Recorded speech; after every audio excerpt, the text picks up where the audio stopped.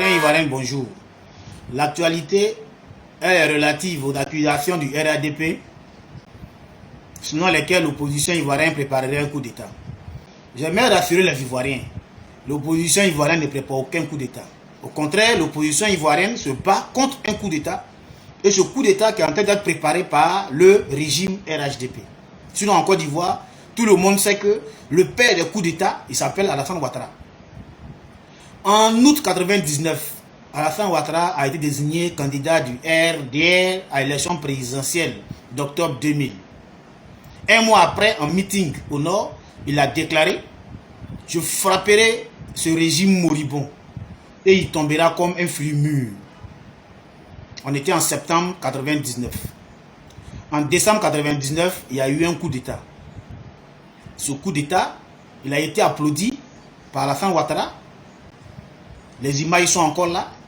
Son journal, Le Patriote, dirigé à l'époque par M. Bakayoko, a dit « Le sauveur Guy Robert, enfin, a pris le pouvoir face au dictateur Henri Konan Bédié ». Dans la junte militaire, le numéro 2 de la junte militaire s'appelait Aboulaye Coulibaly. Le numéro 3 de la junte militaire, Aboulaye Coulibaly. Le numéro 2, c'était le général Alassane Palanfo. Le cerveau du coup d'État, Ibrahim Coulibaly, avec tous ses amis qui ont fait, aujourd'hui qui sont dans l'armée ivoirienne, en tant que des officiers qui y sont. Le RDN n'a jamais condamné le coup d'État de 99.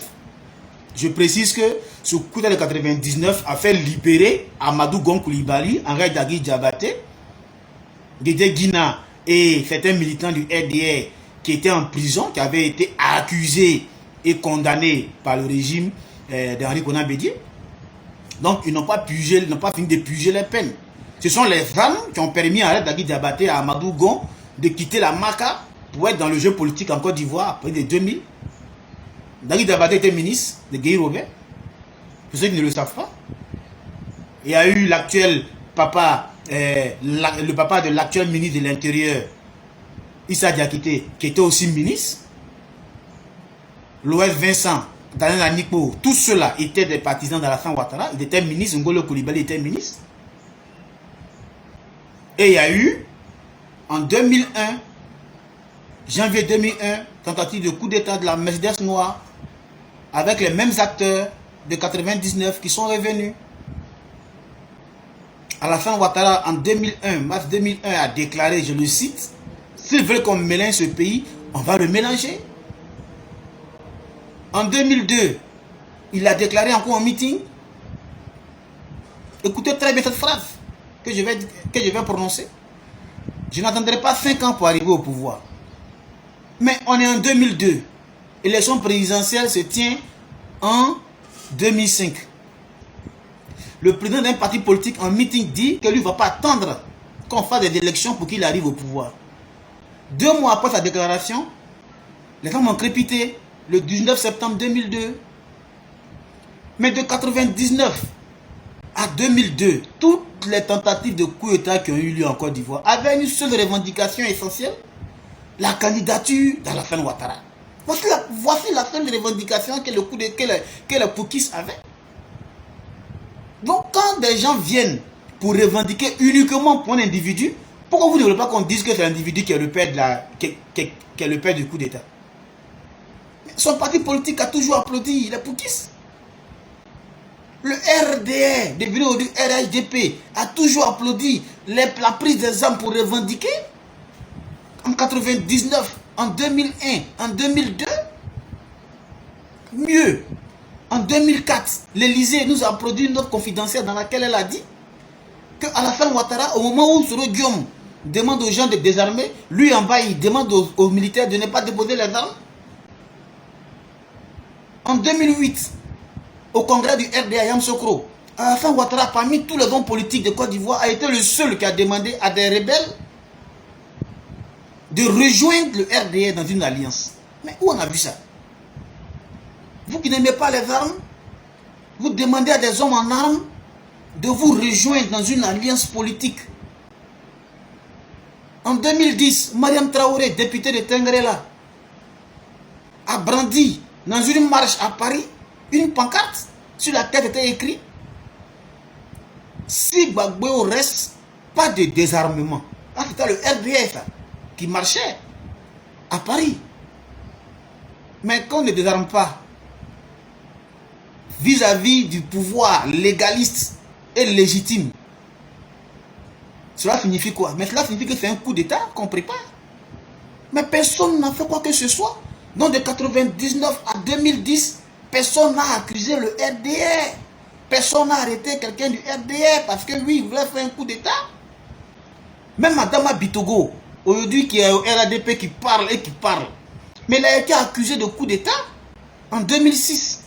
Il a fui pour aller à Bouaké. Oui. Donc on se connaît dans ce pays. Les faits historiques là sont têtus. C'est le RDR qui était le parrain et même le soutien de tous les coups d'État dans ce pays. Donc de quel coup d'État parle le RDR? L'opposition ne prépare pas de RDR, de coup d'État. Puisque tous les coups d'État qui ont été faits par Alassane Ouattara et ces cadres du RDR devenus aujourd'hui RHDP. Depuis 2020, tous les Ivoiriens savent que oui, c'est le RDR qui prépare encore un coup d'État. Préparer un coup d'État, le RDR prépare un coup d'État contre les institutions de la République. Quand l'exécutif s'immisce dans le judiciaire, comme les juges le disent, pour dire qu'ils sont menacés par l'exécutif pour rendre des décisions. Quand l'exécutif s'immisce dans le législatif, avec la déclaration d'Amadou Soumaoro qui dit que les députés sont sous la tutelle de l'exécutif. Mais c'est un coup d'État. Il n'y a plus d'institutions qui sont séparées dans ce pays. L'exécutif joue tous les rôles. Quand dans un pays, Alassane Ouattara s'apprête à modifier la constitution pour renforcer lui ses pouvoirs,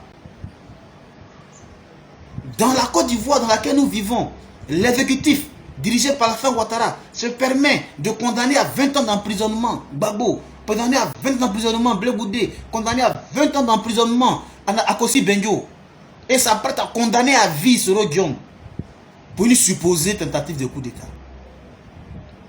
L'exécutif met en prison les députés pour flagrant délit contre le code pénal qui dit que 15 jours après la détention, si ce n'est pas le jugement, ils doivent être libérés. Mais ils sont encore en prison. On lève leur immunité parlementaire sans se baser sur un seul article du règlement intérieur de l'Assemblée nationale. Et les gens sont contents.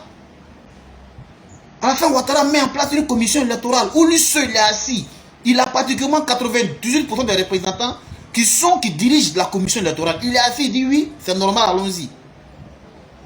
Il s'apprête à faire adopter un code électoral dans lequel il va augmenter la caution, dans lequel, si tu n'as pas de député, tu n'as pas de maire, tu ne veux pas être candidat. Dans lequel, lui, la CEI doit lui rendre compte pour que lui décide, mais la CEI ne doit pas décider à sa place. Il s'assoit à lui seul. Il suspend le salaire de certains Ivoiriens parce que oui, ils ont fait 3 jours de grève, alors qu'ils ont travaillé pendant 28 jours. Il gère les comptes des fonctionnaires qui vont en grève. Il s'apprête à radier certains. Mais où allons-nous avec tout ça? Il prend des avocats, ils vont à la CPI pour dire qu'eux, ils sont venus représenter l'État de Côte d'Ivoire, qui ne veut pas que des Ivoiriens rentrent dans leur pays. Ils n'ont qu'à rester en exil et en prison. Il s'assoit, lui seul. Il décide de tout. Il confisque la RTI, qui ne doit couvrir que les événements du RADP.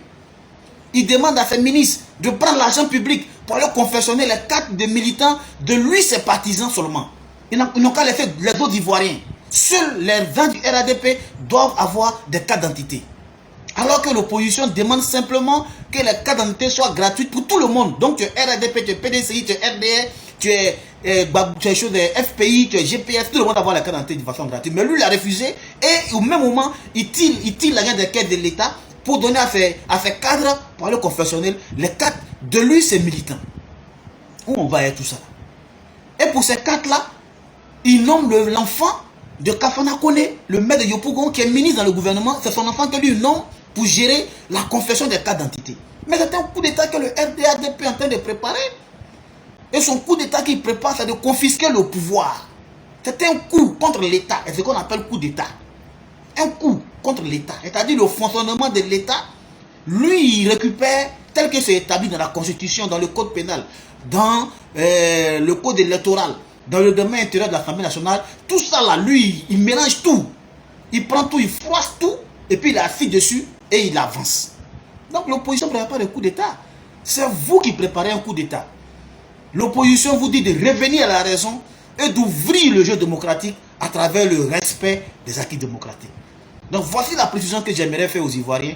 L'opposition ne prépare aucun coup d'État. L'opposition dit qu'elle va revendiquer de façon démocratique et prendre le pouvoir de façon démocratique à travers les urnes. Et ça, tout le monde doit le dire officiellement dans ce pays. Je vous remercie et bonne journée. Au revoir.